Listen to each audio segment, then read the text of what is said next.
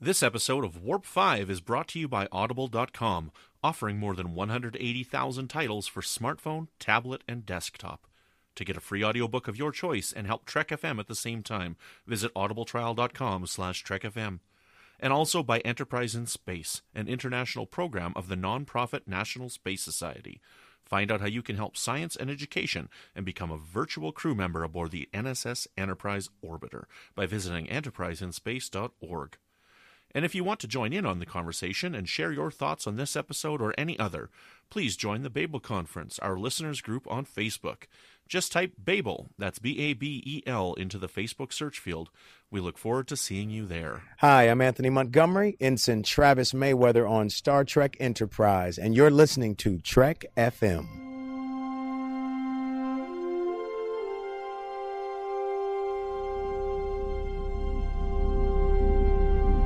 How we doing, Trip? Ready when you are. Prepare for warp. Course laid in, sir. Request permission to get underway.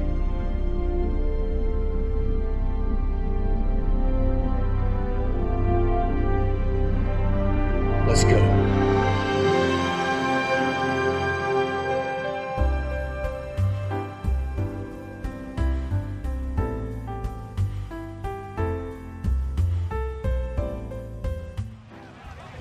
Come on.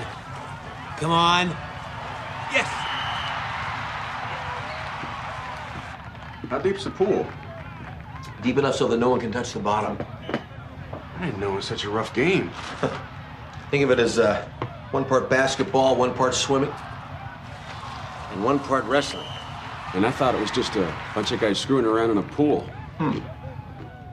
Welcome, Boomers, to another episode of Warp 5, Trek FM's dedicated Enterprise podcast. I am your host tonight, Brandy Jackola, and with me, as always, is Patrick Devlin. Patrick, how are you doing? I'm doing all right. How are you? I'm just peachy keen. And also joining me, as always, is the man himself, Brandon Shea Matella. Brandon, what is up? How are you? I'm drowning. I can't swim. I thought I could join the swim team, but I can't swim. No. Egg beaters, egg beaters.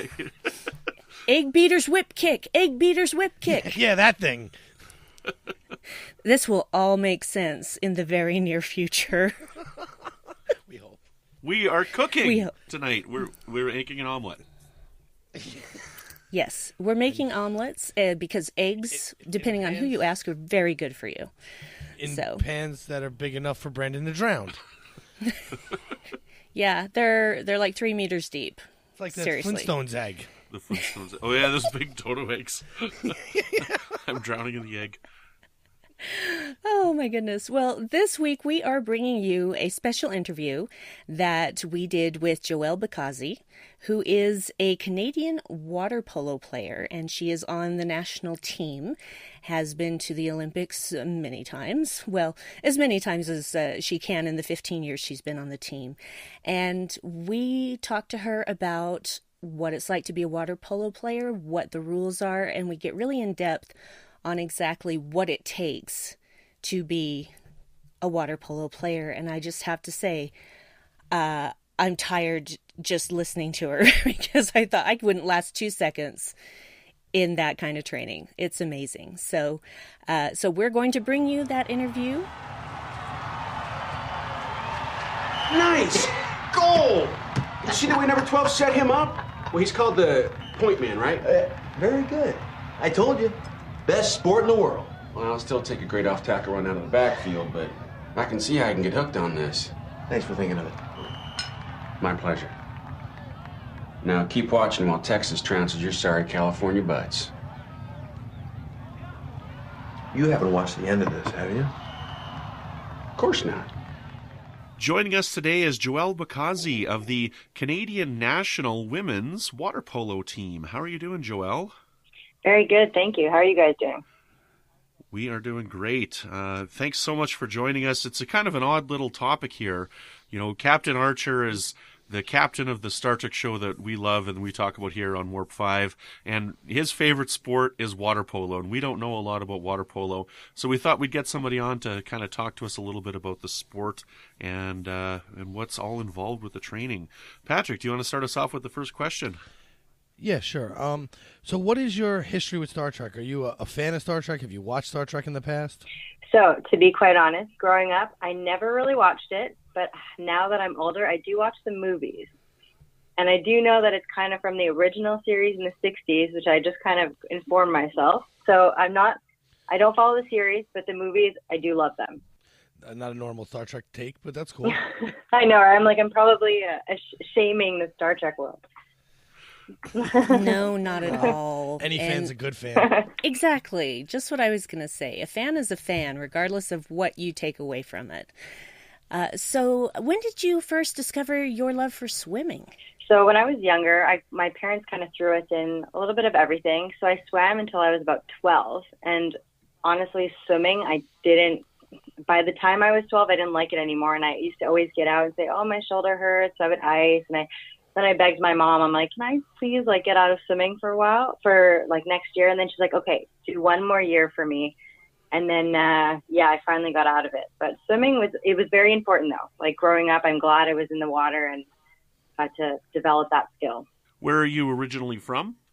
From Montreal. So I don't know if you guys know, but in Montreal, we have in the West Island, it's all these community summer pools. And in those community pools, you can play all the aquatic sports. So when we were younger, I did synchro, I did synchronized swimming, diving, swimming, water polo.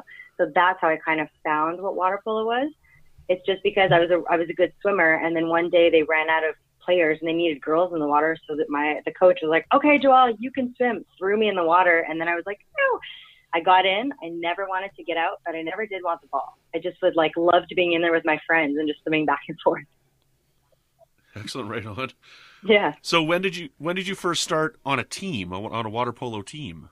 So officially I was 13. So that was 17 years ago. Maybe 18 years. Yeah, 18 years ago. What kind of training are you required to do to be on the Canadian national team? So we have, it's kind of changed through the generation. So this is my 4th cycle with the senior national team. And how it used to be, we were fully centralized for the 4 years in Montreal. So we would do double days so let's just say a centralized training center. So all summer from May till September, let's say.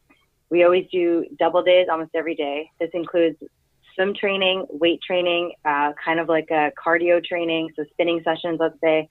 Water polo skill sessions, do a lot of legs, ball passing, shooting, scrimmaging. So it takes a lot of skills to bring the whole game together. What does a double day mean? Sorry, 2 practices a day. So we have a morning session and an afternoon session with 3 to 4 hours in between for a break. Okay. Wow. The NFL just outlawed that. You guys are doing it. Yeah, well, the NFL, they hit each other in the head a lot, so. Yeah, and also I'll just say that Canadians, we're built of sterner stuff than the Americans down there. This is true. This is true. You have to be made of sterner stuff to live up there in that frozen wasteland.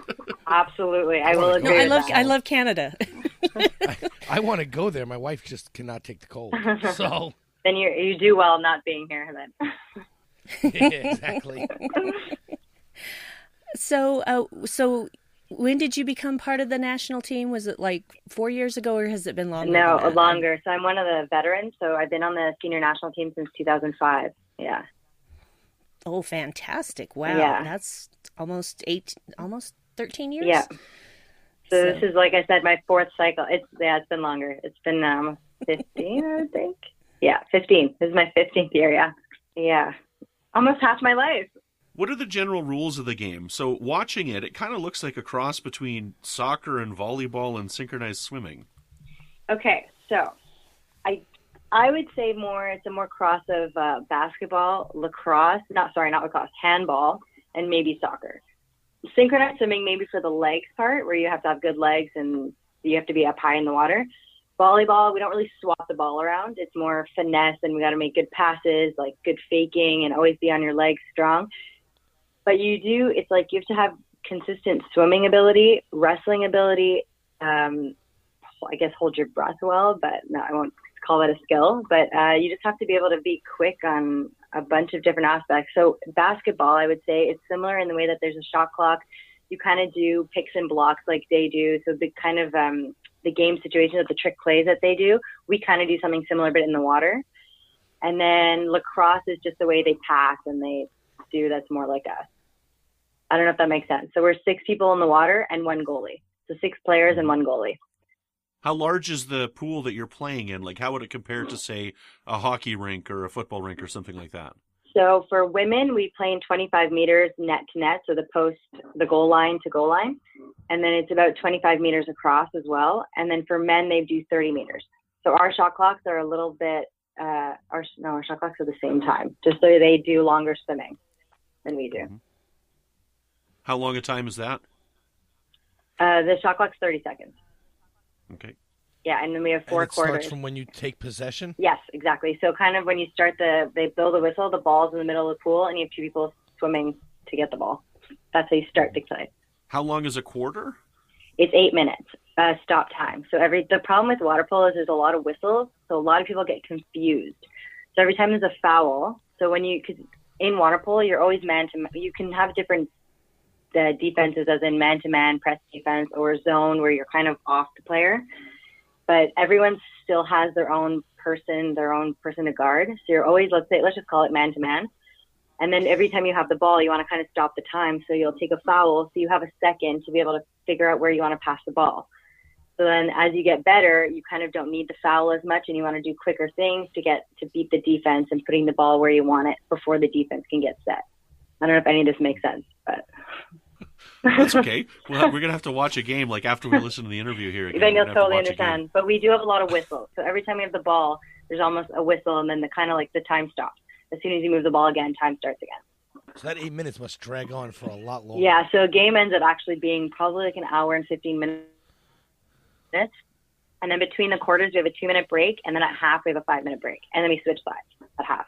So I actually watched a video leading into this, and they were talking about their positions, and you have your center front, center back. I forget what the attackers on the wings were called, but it kind of depends on where you're from. So we usually number it. So it'll be like 1 to 5 on the outside, 6 in the center. But I mean, all different countries call them in different ways. So I just know that us and the Americans, I think, if not they're backwards, are similar. So we have 1, 2, 3, 4, 5, and 6 would be our center forward. And we call it a horseshoe, and we all are positioned around the center. Mm-hmm. So what position do you play? I play on the lefty side, so on the 1-2 side. So I'm like the righty on a lefty side. So I like to make nice plays, good passes, good decisions. I'm the decision maker, I should say. Oh, so it'd be like a point guard in basketball. Yeah, I would actually say. Okay. And where have you had the opportunity to travel in your time with the national team? We've been to quite a few places, a lot of places in Australia. We go to China every year on the dot, like minimum once a year. We will be going to Tokyo for the first time in May. We go to Europe a lot, so we've been to Hungary, Spain, Portugal, Greece, Italy, you name it. We have a lot of girls playing pro also in Europe. We've been to, Hawaii, which was always fun when we were younger. Just some cool, California a lot, but just some pretty awesome places. Russia also. Mm-hmm. That's amazing. I'm just going to take a moment right now to say that people who play water polo, professionally or not, you guys are hardcore, man. You are hardcore in a good way. Thank you. I just think about how much I suck at swimming, and I think, wow, and these people are I can't even, just like a millennial. So, because you have inspired me with telling me about your life playing water polo, what are some of the heroes who have inspired you in your life? So, it sounds cliche, but I have to say my parents, my mom especially, she's honestly the most selfless person I've ever met. And I would aspire to be like her, at least half of a mom she's been to me. I hope to be to my children. But on a more water polo perspective, I have to say it's Cora Campbell. And it's funny because she's now one of our coaches. So I grew up looking up to her and wanting to be like her, because if you say water polo players are hardcore, she is the definition of hardcore. She's one of those people that you never want to be on her bad side. You may never be best friends, but my God, you know that girl will do whatever it takes to win. You know, like she will be on your case. She'll be on your ass. She would yell at you. You take a set easy, you'll hear about it. You know, one of those, like, she will bring the best out of you. And I've always kind of wanted to be like that, but I'm not quite as mean as she is in that sense. But and it's funny. So I grew up wanting to, like, I totally looked up to her all my childhood. And then I was able to play with her for a couple years before she retired. And now she's coached. She's one of my assistant coaches. So it's been kind of an amazing journey that I've been with her in all different stages. Wow. Who could ask for more? Yeah, absolutely. So one more question that I forgot to ask earlier about the pool that you're in. How deep is the pool that you're in? So a legalized game is 3 meters deep. So you can't touch the ground. Mm-hmm. Crazy. And I don't know if I mentioned this, but you can only touch the ball with one hand. So if you catch the ball with 2 hands, it's a turnover right away. Oh, wow. Okay. And then, so being on the national team, what is it that you're playing? Are you playing for the Olympics? Yes. Okay. We always have a World Championship every 2 years, these are big major events. We have Pan American Games, which is always an Olympic qualifier every 4 years. We have a World Championships every 2 years, a World Cup every 4 years, and Olympics every 4 years. So those, I would say, are the biggest. Every summer there's one major event. So is being member of the national team a full-time job, or do you work a job in your free time? It is a full-time job, but now the way, like I was saying, our centralization has changed. So now it's still my full-time job, but now I have a little bit more free time since kind of everyone's off playing and professional or going to school or this and that. So I'm still in school here, and I run a swimwear company, Joelle Clothing. So I'm one of the representatives. It's a company in California. So I do that on the side. But as of probably 2019, so next year, we'll be more centralized, and everyone's like all in water polo. Okay. Let's qualify. What was the most challenging game you ever played? I would say it was in 2011 at our Pan American Games. It was at our Olympic qualifier. We were playing the Americans. It is actually in the Guinness World Record, the book of Guinness World Record. It was the longest game ever played. We went into the last quarter. We were up 7-4. The Americans ended up coming back. We ended the game 8-8. We went into 2 quarters of overtime. Then we went into shootouts. So shootouts works. How it works is you have 5 players that get to shoot the ball. You have no faking. It's kind of you pick up the ball and you have to shoot, and you're 5 meters away from the net. The goalie also has to be on the goal line and can't move out. So it's not like hockey where you can swim in, like skate in and shoot. You have to just pick up the ball and shoot in one motion. So what happened is usually you have 5 and it's the best of 5. If you guys are tied after the best of 5, it's sudden death. So everybody shoots again until someone misses, and that's when the game ends. We went into 4 rounds. So we took 20 shots, and it happened to be that it was the referees just walking back and forth walked over a kilometer. Wow. Oh, wow. It was incredible, and that was probably the most heartbreaking and longest, most intense, memorable game of my life. Did you guys win it? No. Oh. Yeah. And the Americans won the Olympics that year. So it was a heartbreaker. It sure was a heartbreaker. That's terrible to go that long and take a loss. But on the bright side, you were the first woman to ever win an NCAA title from Canada, weren't you? I was. That's I sure was. Yep, that was a great experience too.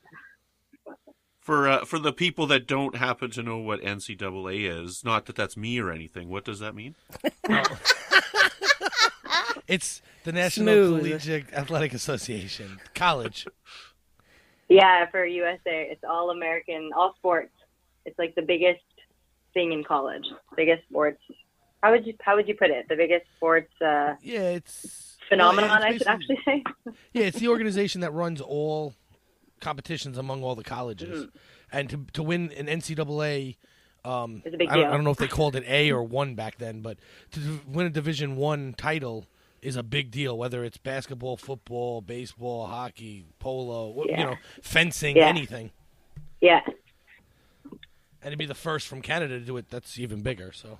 I was the first Canadian to go to USC also, because our coach is known as a hard ass. He's very, very intense, but I loved him through and through. He made me a much better player, and he turned me into like a soldier, I have to say. So that helped me towards my return to Canada. But I was still on the national team at the same time. Yeah. I'm not sure if you mentioned it, but how long was that game that you played? You said that one that went into the Book of Records? Oh, I don't really know. I think it was over 2 hours though. That's I know for certain. I just don't want to make up Sure, that's fine. Yeah. A number. Yeah, it was long. By the end, because I was the last shooter to shoot, I was convulsing. The lactic acid. I played every minute of that entire game, and I was literally convulsing because my body just couldn't. It was terrible with all the lactic acid and having stops, and you kind of wait for every shooter, and you go back and in, and oh my gosh, I got some major injuries from that game. Oh man. Well, I mean, like keeping yourself afloat for 2 hours, or holy smokes. Yeah, but it's not even that simple, right? Because you don't even tread water like normally. Like there's a different way of treading water for when you're playing water polo, isn't there? Well, when you're on like just sitting straight up, yeah, it's normal. But then we're kind of like on an angle, we're pushing, we're this. It's kind of like you're right. It's not synchronized swimming, egg beater, but it's still regular egg beater. We're just kind of whip kicking as we do it also. So it's like egg beater whip kick, egg beater breaster kick, I should call it. Or that sounds brutal. And you're kind of always on an angle or on your horizontal, vertical, back and forth. You're kind of always moving around. I also noticed, like, when I was watching some of these videos, like, there's a lot of grasping under the water. Yeah. Is that legal? Whatever the refs can't see, the referees can't see is legal. Gotcha. So anything above water and they can catch you, you'll get called for it. Gotcha. Mm-hmm. Yeah. There's a political answer for you. I've just been sitting here with my jaw open thinking, okay, what's more hardcore than hardcore?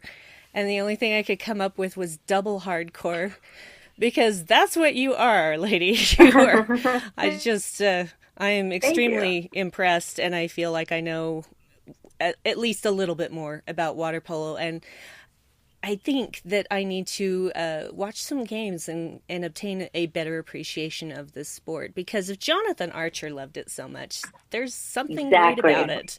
And now you've proven why it's so great. So, but honestly, it was really cool because a couple years ago, it was named the most difficult sport or the hardest sport in the world through Bleacher Report. I think it was like, I don't know how many years ago. Yeah. And it was based off like 6 criteria. It was endurance, technique, all this stuff, and we were named number 1. I was like, yes, finally our name will be out there.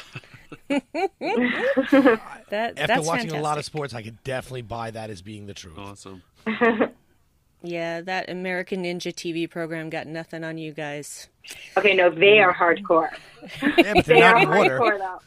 Though. When they go in water, it's over. Yeah. Yes, but they're trying not to get in the water. Put us on land, and you may think the same thing. So, well, as long as you're in your element, absolutely, everyone performs well in their element. So, Joelle, is there anything you want to talk about water polo, yourself, your life, your training that we haven't asked you about yet? I mean, water polo has been a big part of my life, and I love it through and through. I've been trying to retire for the last 2 years since our last qualification, and I just can't. I love the sport so much that until they kick me out, I'm giving it one more cycle. So in 2020, I will hang up my cap and just no regrets, and help the young ones. So we want to develop the sport in our country, and this is what I'm here to do. I also started coaching a little bit on whenever the little time that I have. So if I can go in once a month, I go in once a month. I try to do it weekly, but I'm just trying to help the development of our sport and all these young girls to love our sport as well. Excellent. That's amazing. Love it. Brandy and Patrick, did you have any other questions you wanted to ask that we didn't get to yet? If I could pick my jaw up off the floor long enough to think, maybe I would come up with something that didn't sound completely dumb. I just really have enjoyed learning about you and about your life as a water polo player. It's been very enlightening. Oh, thank you. Right on. Well, Joelle, thanks so much for joining us. Where can people find you and your team on social media if they'd like to follow you? So you can follow us Facebook, Instagram, Twitter just by going Water Polo Canada. And then we have a women's Facebook page, which is Women's Water Polo Canada. Excellent. Pretty easy. Right on. Yeah. Well, thank you so much for joining us. We really appreciate you taking the time today, and we'll share this with you as soon as we get the interview published. Thank you, and thank you so much for wanting to know a little bit more about our sport. And I'm honored that this is our Archer's favorite sport. Yeah, the captain of the show. Yeah, captain. Exactly. Excellent. We're honored. What the hell was that? Oh, number 8 on Texas just fouled one of my boys. He's going to be ejected for 20 seconds. Is that fair? It gives your guys an advantage. Well, that's the point. Oh. I don't suppose it'd be practical to put a pool on the ship. Well, I wouldn't want to be taking a swim if the gravity plating went offline. Well, that was a whole lot of fun, that interview. What do you think, guys? It was pretty great. I think it was awesome. I've been really looking forward to doing this. I wanted to do this a while ago, but it was hard to try and plan something like this when we were only doing the 2 episodes a month. So Floyd and I had intended to do this a while ago, but I'm really, really glad that we finally got to it. In full honesty, I don't know a lot about sports myself. I was never into sports. I don't know much about them, but it was always intriguing that, all of these captains that we have, Cisco likes baseball and Archer likes water polo, and I think that's kind of an interesting side to his character. And I always wanted to know more about the sport and, give us a little bit more insight into our captain and who he is and what he likes to do in his fun. I mean, we had that one episode, where he's, drinking a beer with Tripp in his room and they're watching the game and, it's kind of cool. Yeah, well, if he's going to like a sport, it's good to like the most difficult sport in the history of sports. Mm-hmm. Very true, very true. And also, actually, when he was watching that sport, he was watching the NCAA tournaments. Okay. When he was drinking that beer. And before, I do know sports. I know baseball, basketball, football. I watch them regularly. But the only thing I knew about water polo before, like a week ago, was that you didn't take horses in the pool. That's like the only part of water polo I knew. And now I looked into it over the last week and found out some interesting stuff about the sport. Excellent. Well, it's been fun talking about water polo today, but this isn't the only thing we've been discussing on the network, so here's a quick look at some of the other things you may have missed elsewhere on Trek FM. Previously on Trek.fm, Standard Orbit. This episode is one of those tropes. Like, why is Jack the Ripper something that just completely still captivates us in storytelling? It's interesting. People are always obsessed. Like, you always see some new documentary on the History Channel, like, we found the new Jack the Ripper. Was Jack the Ripper a woman? Was Jack the Ripper a political figure? Was he a part of the royal family? It's like, do we care at this point? The 602 Club. Yes, you're absolutely right. I love the fact that the theme of PTSD carries through, and the very first thing that they do is they throw at you, they double underline, circle, and bold the point that revenge doesn't chase the demons away. Earl Grey. I dragged him over to Seth MacFarlane, who I'd never met before, and I said, so you're a big Star Trek Next Gen fan? And he said, yeah. And I said, well, I'm Lieutenant Commander Shelby. And he looked at me and he went, that means you're Elizabeth Dennehy.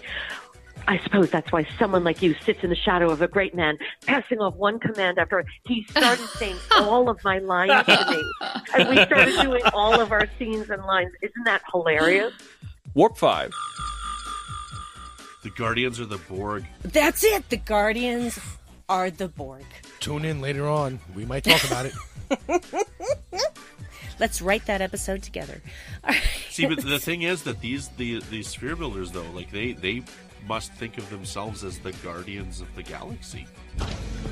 And that's what else is happening on Trek.fm. Check out all these shows and join the conversation about your favorite corner of the Star Trek universe and beyond. You'll find us wherever you get your podcasts.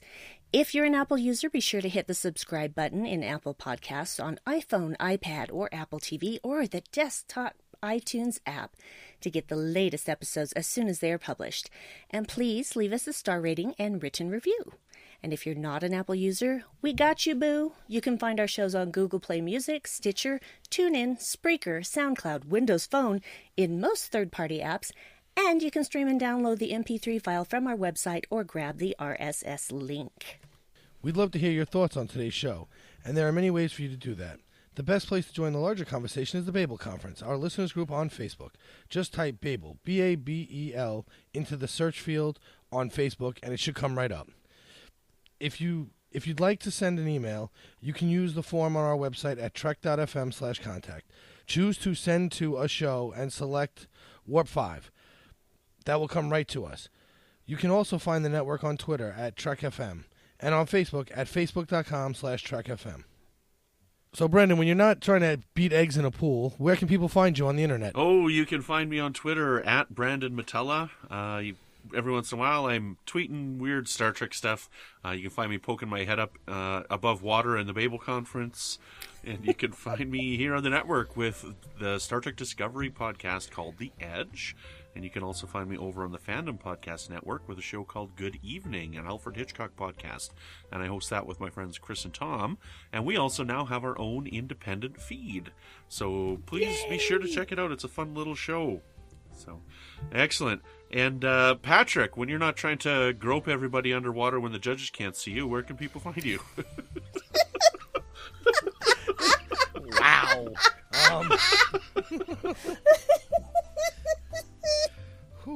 Okay, so people can find me on the Babel Conference. I'm usually hanging around there, not groping people underwater. That's not what I do there. They can also find me on Twitter. I don't post there much, but I'm starting to post there more. Magic Drop 5, one word, the 5 is a number. Brandy, where can people find you when you're not playing the longest, most intense game of water polo in your life?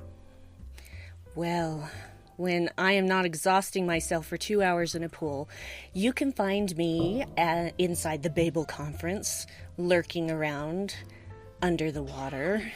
And you can also find me on Twitter at BrandyWine12. It's Brandy with an I.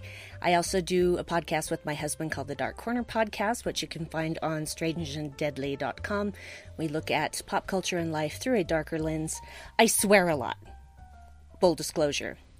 And you'll also find me when new episodes of Discovery have aired, doing Live from the Edge on Monday nights at 9 p.m. Eastern, 6 p.m. Pacific with my co-host Bruce Gibson. It's all live, no edits, out there for all the world to see, and it's great. We love it. If you'd like to keep all of our shows coming to you each week, you can become a patron of the network on Patreon.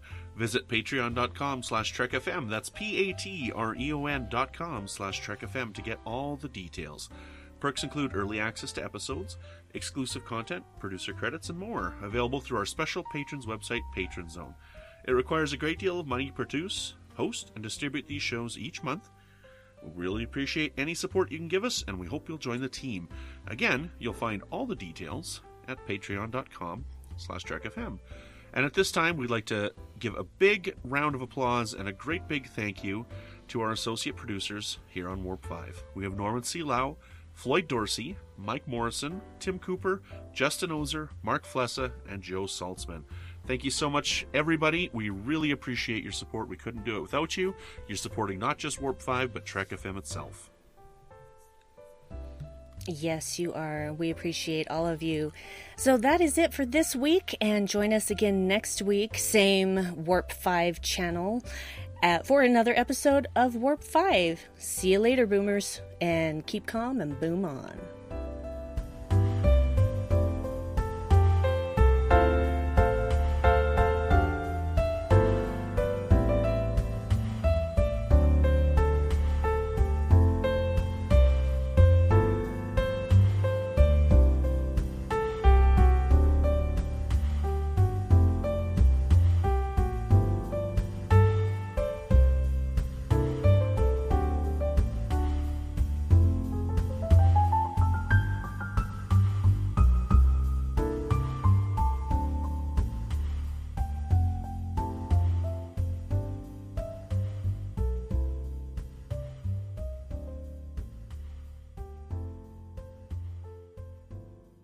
And you can also find me on the Briar Patch every other Sunday. I can't What? anymore. I'm sorry.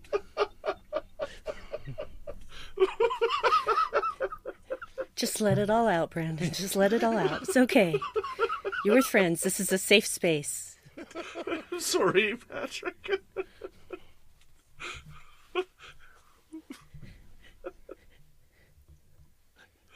Oh, well, there's our stinger.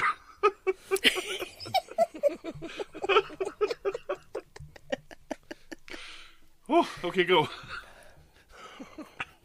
I don't even know what to follow that with to go to Brandy.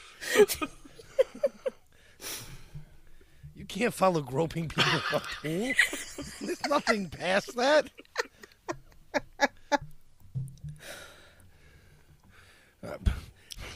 Well, how about I just jump in and say, you can find me on the network on Live from the Edge. Here, let's start that again. 'Cause I'll put that part as the stinger here, so. Woo. Okay. Brandy, did you finish? Because I interrupted you when I was laughing, Patrick. What were you in the middle of doing? I think I was done. Were you? I think so. Okay. This will be a fun edit.